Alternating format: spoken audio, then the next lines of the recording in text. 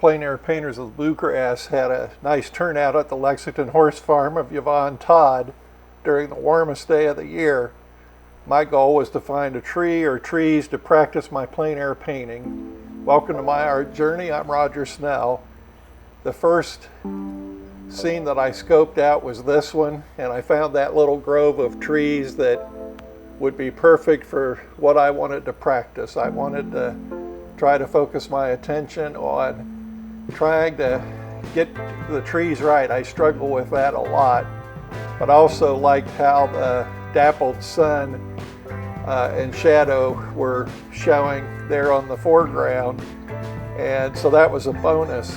The video shows the initial block in with Indian yellow, which I use in water mixable oil, and that gives a nice glow to the finished painting. You'll see that yellow show through.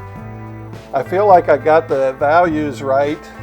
The background line of shrubs was very dark.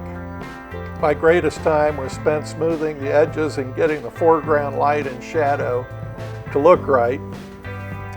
This is an example of continuing to practice in plein air what challenges me, trees. My teacher lays them in as 3 values of masses. I don't try to paint every single leaf anymore, but I still see about 100 values in a tree. I struggle with that idea of the 3 values and masses of a tree. Simplifying is what I'm still trying to learn, and enjoy and please watch to the end as you see the stage-by-stage progress of this plein air practice with trees.